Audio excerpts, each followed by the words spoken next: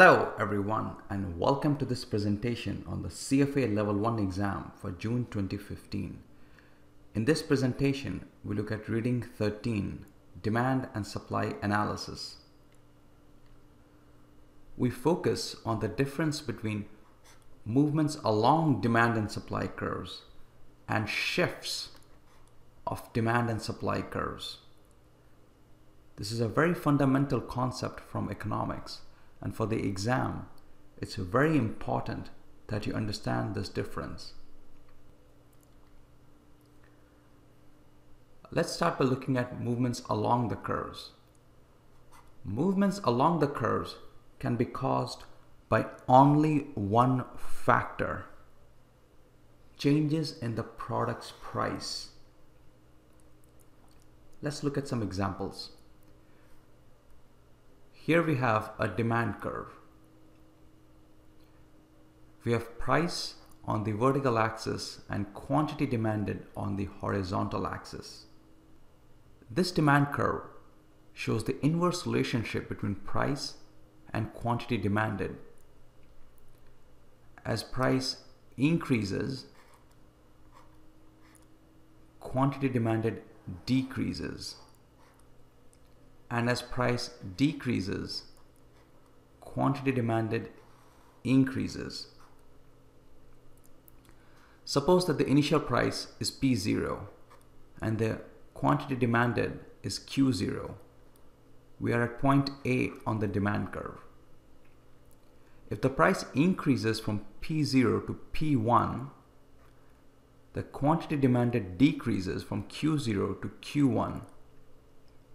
And we move from point A to point B on the demand curve. Similarly, if the price decreases from P0 to P2, the quantity demanded increases from Q0 to Q2, and we move from point A to point C on the demand curve. Notice that whenever price changes, we are always having a movement along the curve. And as we said up above here, movements along the curves can be caused only by changes in the product's price. A movement along the demand curve is also known as a change in quantity demanded. Now let's look at movements along a supply curve here. Again, we have price on the vertical axis and quantity supplied on the horizontal axis. Suppose the initial price is P0 and quantity supplied is Q0. We are at point D. If the price increases from P0 to P1, the quantity supplied increases from Q0 to Q1, and we move to point E. Again, this is a movement along the supply curve. Similarly, if the price decreases from P0 to P2, the quantity supplied decreases from Q0 to Q2, and we move from point D to point F on the supply curve, which is again a movement along the supply curve. Notice that we're having movements along the supply curve only because of changes in price. A movement along the supply curve is also known as a change in quantity supplied. Now, what causes shifts of demand and supply curves? Shifts of the demand and supply curves are caused by changes other than the product's price. Let's look at some examples. Let's start by looking at this demand curve D0. Suppose that this curve shows the demand for the finance book, The Intelligent Investor.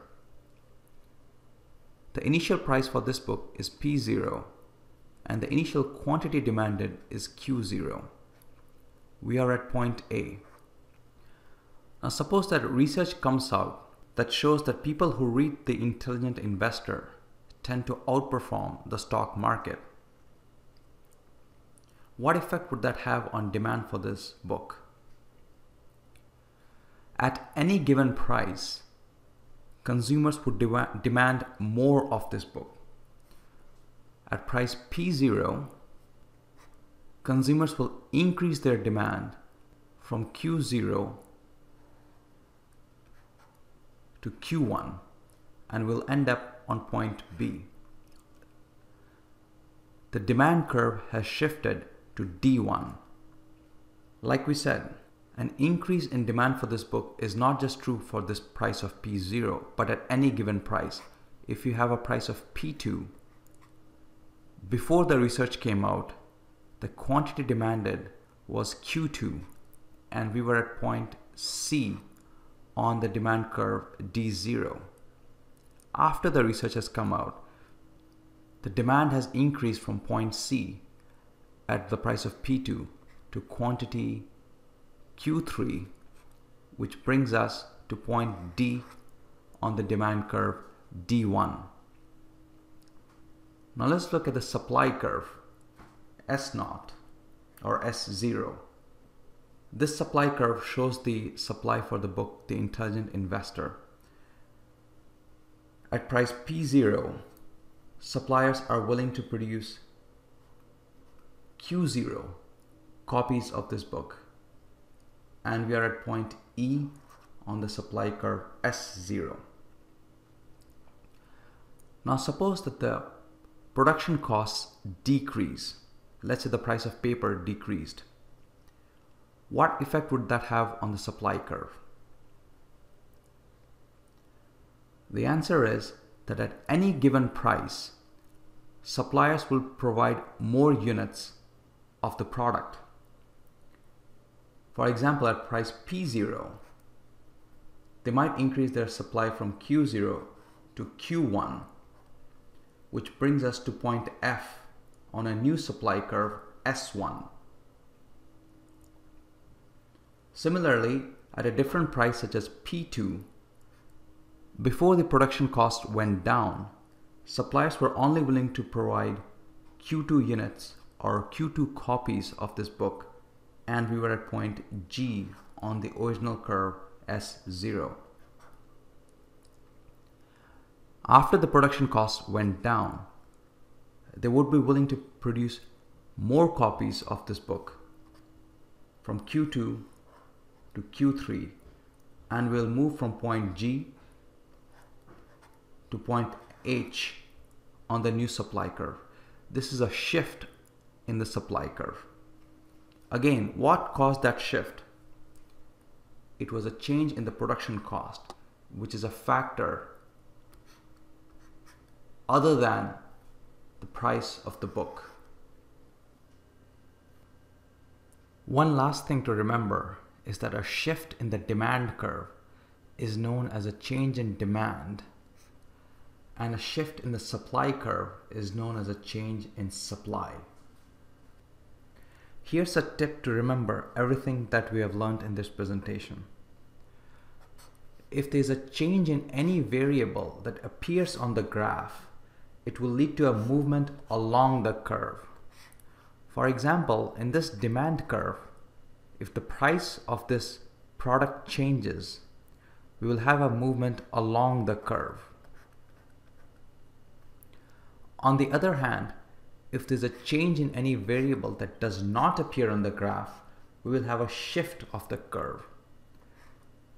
For example, if this demand curve represents the demand for the intelligent investor, and there's a change in consumer preferences, and they want to buy this book because they want to outperform the stock market, well, this research or this change in consumer preference is not a part of this graph. It is not price and it's not quantity. And therefore, this change in consumer preferences will lead to a shift of the demand curve to D1, for example. Now let's look at some practice problems.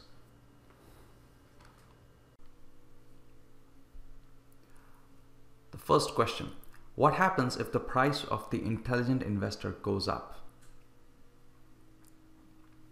And the options are: the demand for this book decreases, the quantity demanded for this book decreases, or the demand curve for this book shifts to the right. Notice we're talking about the price of the product. And as we have seen, it must lead to a movement along the demand curve. Since a movement along the demand curve is also known as a change in quantity demanded, option B is the correct answer. Option A is wrong. The demand for this book decreases. This implies a shift of the demand curve, which cannot occur due to a change in the product's own price. Similarly, C is wrong. The demand curve for this book shifts to the right, because again, this cannot occur due to a change in the book's own price. Next question. What happens if the price of ink increases? The quantity supplied for the intelligent investor decreases. The supply curve for the intelligent investor shifts to the left, or there's a movement along the supply curve for the intelligent investor. Notice we're talking about the price of ink and asking how that would affect the supply for the book, The Intelligent Investor. Since we are talking about a different product, it would shift its supply curve, making B the correct answer. A is wrong because a change in quantity supplied can only occur due to a change in the book's own price rather than price of a different product. Similarly, C is wrong. There will be a movement along the supply curve only if the price of the book itself changes rather than the price of a different product.